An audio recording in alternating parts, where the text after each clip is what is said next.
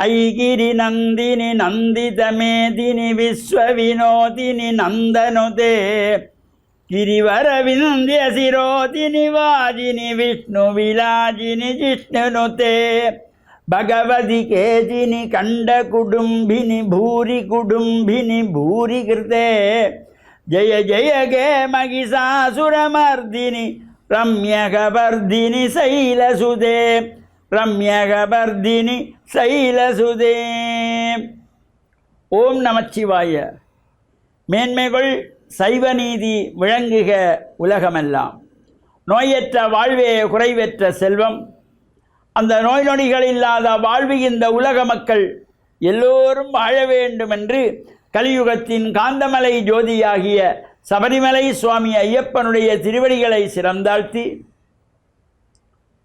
Don தமிழொலி ஓம் தொலைக்காட்சி நேயர்கள் அனைவருக்கும் சர்வதேச இந்து மத குறிப்பீடம் அகில இலங்கை சபரிமலை ஸ்ரீ சாஸ்தாபீடத்தின் சார்பில் இனிய வணக்கங்களும் நல்லாசிகளும். இன்றும் மங்களகரமான பராபவ வருஷம் வைகாசி மாதம் 26ஆம் நாள் 9/6/2026 செவ்வாய்க்கிழமை. இன்று மலர்ந்திருக்கின்ற இன்றைய பொழுதும் நம் எல்லோருடைய வாழ்விலும் எல்லா விதமான சிறப்புகளும் வெற்றிகளும் கிடைக்க வேண்டும் என்று இறைவனை பிரார்த்தித்து இஷ்ட தெய்வங்களையும் வழிபாடு செய்து பெற்றோர்கள் பெரியோர்கள் குருவானவர்கள் ஆசிரியர்களையும் வணங்கியவருடைய அன்பையும் ஆசியையும் பெறுகின்ற பொழுது எந்த நாளுமே நமக்கு நல்ல நாளாக அமைந்துவிடும். இன்று மங்களவாரம் என்கின்ற செவ்வாய்க்கிழமை. பொதுவாக இந்த செவ்வாய்க்கிழமையிலே சுப காரியங்கள் செய்ய மாட்டார்கள். சனிக்கிழமை செவ்வாய்க்கிழமையில் எந்த ஒரு சுப காரியங்களும் செய்யக்கூடாது, செய்ய மாட்டார்கள். அவர் இறை வழிபாடுகள் என்று இந்த செவ்வாய்க்கிழமையிலே அன்னை பராசக்தியை துர்க்கை அம்பாளாக வழிபாடு செய்கின்ற ஒரு சிறப்பு. அம்பாள் ஆலயங்களிலே சிறப்பான பூஜைகள், அபிஷேகங்கள், வழிபாடுகள், ஆராதனைகள் நடைபெறும்.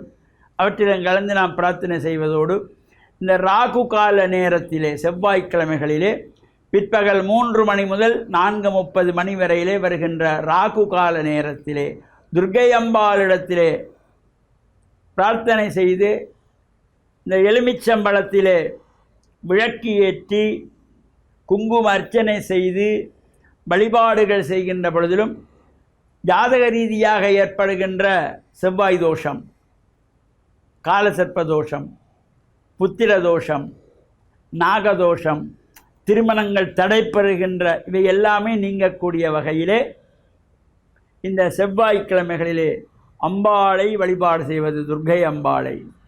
இப்போ நம்ம ஊரிலே நம்ம ஆலயத்திலே துர்க்கை அம்பாள் சன்னிதானம் இருக்கிறது என்றால் கண்டிப்பாக இந்த செவ்வாய்க்கிழமைகளிலே அந்த அம்பாளுக்கு சிறப்பான அபிஷேக ஆராதனைகள், அலங்காரங்கள் நடைபெற்று சந்தனக்காப்பு சாத்தக்கூடியவர்கள் சந்தனக்காப்பு சாத்துவதும் ஒரு சிறப்பை தருவது. இந்த ராகுகால நேரத்திலே எந்த சுபகாரியங்களும் செய்யக்கூடாது. ஆனால் அம்பாள் வழிபாடு எதற்காக இந்த ராகு காலத்திலே துர்க்கை அம்பாளை வழிபாடு செய்வதென்றால் இந்த அன்னை பராசக்தியானவள் மகிஷாசுரமர்தனியாக எழுந்தருளி கும்பன், சும்பன், மகிஷன், மகிஷாசுரன், ரக்தபீஜன், ரதோத்கடன் போன்ற அசுரர்களை எல்லாம் சம்ஹாரம் செய்த காலம் இந்த ராகு காலம். அந்த நேரத்திலே நாம் அம்பாளை வேண்டி பிரார்த்தனை செய்கின்ற பொழுது எல்லா சிறப்புகளையும் தரக்கூடியவள். இந்த அனைத்து கிரகங்களையும் ஆளுகின்றவள் அன்னை பராசக்தி. நவகிரகங்களுக்கும் நாயகியாக இருப்பவள் அன்னை பராசக்தி. அந்த அம்பாளை இந்த ராகு ஆலயத்தினால் பிரார்த்தனை செய்வதும் எலுமிச்சம்பழத்திலே விளக்கு ஏற்றி வழிபாடு செய்து குங்கும அர்ச்சனை செய்கின்ற பொழுதிலும் அந்த விளக்கேற்றுவதற்காக 2 கூறுகளாக வெட்டப்பட்ட அளந்த எலுமிச்சம்பழத்திலே பெறுகின்ற சாறுகளை எல்லாம் எடுத்து மஞ்சள் கலந்து நிவேதனமாக மஞ்சள் சாதம் இந்த எலுமிச்சம்பழத்திலே சாதம் வைத்து அம்பாளை வழிபாடு செய்வார். இவ்வாறு எல்லா விதமான சிறப்புகளும் கிடைக்கின்ற வகையிலே இந்த ராகு ஆலயத்திலே துர்க்கை அம்பாளையும் வழிபாடு செய்து அன்னையனுடைய பரிபூர்ணமான திருவுளையெல்லாம் பெற்று மண்ணில் நல்ல வண்ணம் வாழ டான் தமிழொலி ஓம் தொலைக்காட்சி நேயர்கள் அனைவருக்கும் சர்வதேச இந்து மத குறிப்பீடம் அகில இலங்கை சபரிமலை ஸ்ரீ சாஸ்தாபீடத்தின் சார்பில் நல்லாசிகளை கூறிக்கொள்வதில் மனமகிழ்வு கொள்கிறோம். சர்வே ஜனாக சுகினோ பவந்து, சமஸ்தசன் மங்களானி சந்து. சுபம்.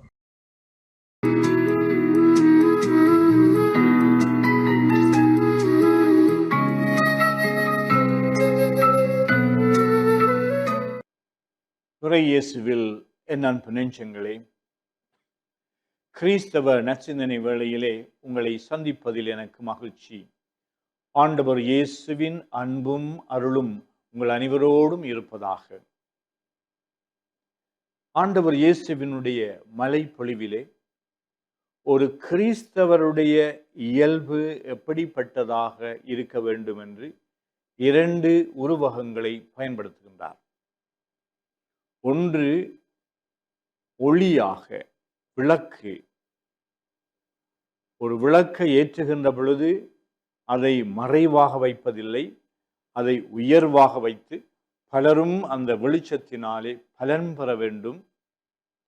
அப்படிப்பட்ட ஒரு வாழ்க்கையை ஒவ்வொரு கிறிஸ்தவர்களும் வெளிப்படையாக கிறிஸ்தவத்தை கடைபிடிக்க வேண்டும், வாழ வேண்டும் என்று சொல்லிக் கொடுக்கின்றார்.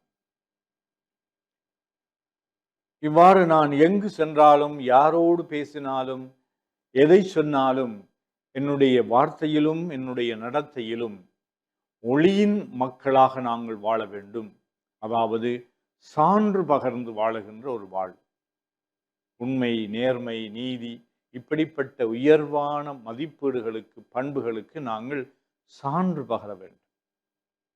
பொய்மை வளர்க்கப்படுகின்ற இடத்திலே உண்மையை பேசுவதற்கு நாங்கள் முயற்சி செய்ய வேண்டும்.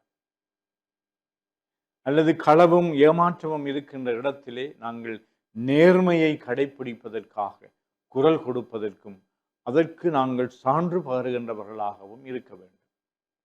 இப்படி ஒவ்வொரு நாளும் நாங்கள் ஆண்டவர் எங்களை அழைக்கின்றார். நாங்கள் சான்று பகருகின்ற, சாட்சியம் பகருகின்ற, வெளிப்படையாக வாழுகின்ற, உயர்வான மதிப்பீடுகளை மற்றவர்களுக்கு நாங்கள் எடுத்து சொல்லுகின்ற, போதிக்கின்ற, கடைப்பிடிக்கின்ற மக்களாக வாழ்வதற்கு கிறிஸ்து அழைக்கின்றார். அடுத்தபடியாக கிறிஸ்தவ வாழ்வினுடைய இயல்பு, உப்பு எப்படி உணவுக்கு அது சுவை கொடுக்கின்றதோ அவ்வாறு எங்களுடைய வாழ்வு, எங்களுடைய பிரசன்னம், எங்களுடைய செயற்பாடுகள் எல்லாம் அடுத்தவர்களுடைய வாழ்வுக்கு சுவை கொடுக்கின்றவர்களாக இருக்க வேண்டும் என்று அழைக்கின்றார். என்னுடைய வாழ்வு, நான் பேசுகின்ற என்னுடைய வார்த்தைகள் எல்லாம் அடுத்தவர்களுக்கு துன்மாதிரியாக, அவர்களுடைய எண்ணங்களுக்கும் அவர்களுடைய செயற்பாடுகளுக்கும் நாங்கள் தவறான வழிநடத்துதலை கொடுக்கின்றவர்களாக, தீமையை விதைக்கின்றவர்களாக, சில வேளைகளிலே அவர்களுடைய உள்ளங்களை நாங்கள் காயப்படுத்தி அவர்களுடைய வாழ்விலே நஞ்சை போடுகின்ற, அவர்களை அழிக்கின்ற செயற்பாடுகளிலே ஈடுபடுகின்றோமா? உப்பு எப்படி இந்த உலகம் பூராக தோன்றியதிலே இருந்து உணவை சுவையாக உண்பதற்கு சுவை கொடுக்கின்றது இந்த உப்பு. எல்லோரும் புரிந்து கொள்ளத்தக்க முறையிலே இயேசு போதிக்கின்றார். எந்த மதத்தவர்களும் எந்த இனத்தவர்களும் எல்லோரும் புரிந்து கொள்ளக்கூடிய விதமாக இயேசு பேசுகின்றார். நாங்கள் சுவை கொடுக்கின்றவர்களாக, அடுத்தவர்களுடைய வாழ்வுக்கு நாங்கள் சுவை கொடுக்கின்றவர்களாக, அர்த்தம் கொடுக்கின்றவர்களாக, நம்பிக்கை கொடுக்கின்றவர்களாக, அவர்களுடைய வாழ்விலே நாங்கள் மகிழ்ச்சியை ஏற்படுத்துகின்றவர்களாக இருக்க வேண்டும் என்று அழைக்கின்றார். எனவே உண்மையான இந்த கிறிஸ்தவத்தை பெரும் தியாகங்களை செய்ய வேண்டிய அவசியமில்லை. செய்தால் நல்லம். ஆனால் அடிப்படையிலே நாங்கள் எங்களுடைய சிறிய காரியங்களிலே நாங்கள் எவ்வளவு தூரம் ஒளியின் மக்களாக, சுவை கொடுக்கின்ற உப்பை போன்ற மக்களாக நாங்கள் வாழ்வதற்கும் வளர்வதற்கும், எங்களுடைய அன்றாட வாழ்வில் இதை செயல்படுத்தி வாழ்வதற்கு இறைவனுடைய அருள் வளங்களை கேட்டு நிற்போமாக. ஆமென்.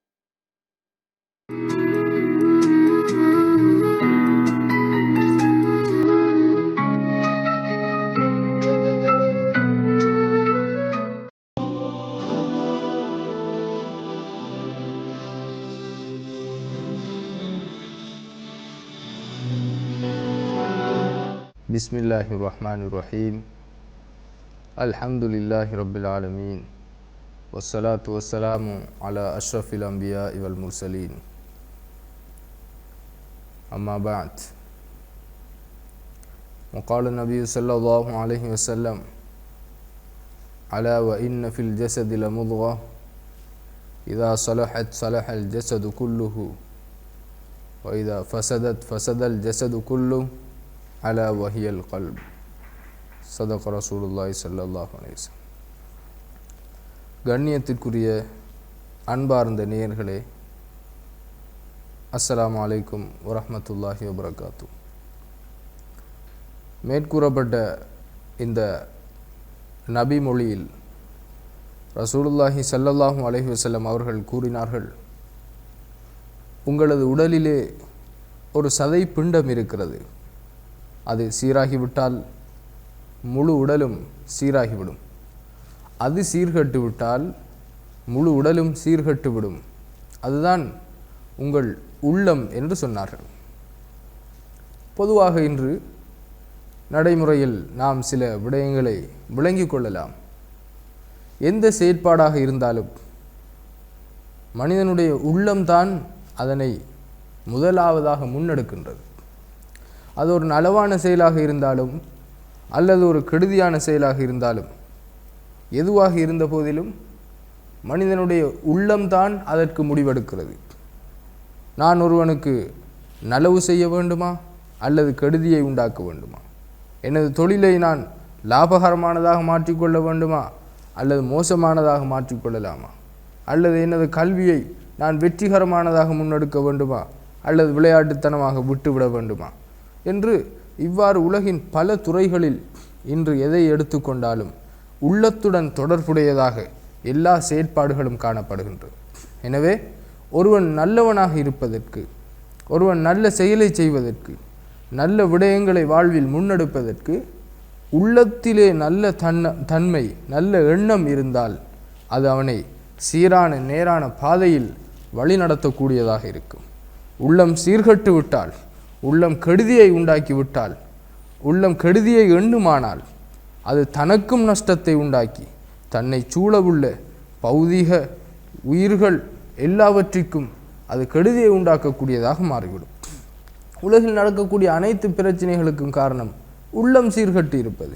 மக்களுடைய உள்ளம் எப்போது நலவை உண்டாக்குமோ, நலவை எண்ணுமோ, நான் எந்த நலவை உண்டாக்கி கொள்ள வேண்டும், எந்த விடயத்தை என்னுடைய வாழ்வில் சீரானதாக மேற்கொள்ள வேண்டும் என்ற விடயத்தை எப்போது அது முன்னெடுக்குமோ, அது சிந்தனைக்கு கொண்டு வருமோ, அப்போது வாழ்வின் எல்லா செயற்பாடுகளும் நலவானதாகவும் நன்மை பயக்கக்கூடியதாகவும் மாறும். எப்போது உள்ளம் கெடுதியை எண்ணுமோ, கெடுதியான விடயத்தை நான் இதனை செய்வதை யாரும் பார்த்துவிடக்கூடாது, நான் இந்த திட்டம் தீட்டுவது யாருக்கும் தெரிந்துவிடக்கூடாது என்று எப்போது உள்ளம் எண்ணுமோ, அந்த உள்ளம் கெடுதியை எண்ணுகின்றது. அந்த உள்ளம் சமூகத்திற்கு கேடு விளைவிப்பதை முன்னெடுக்கப் போகின்றது. எனவே இந்த உள்ளத்திலிருந்து நாங்கள் பாதுகாப்பு பெற வேண்டும். எனவே எங்களுடைய சிந்தனைகளை சீராக்க வேண்டும், நலவை எண்ண வேண்டும்.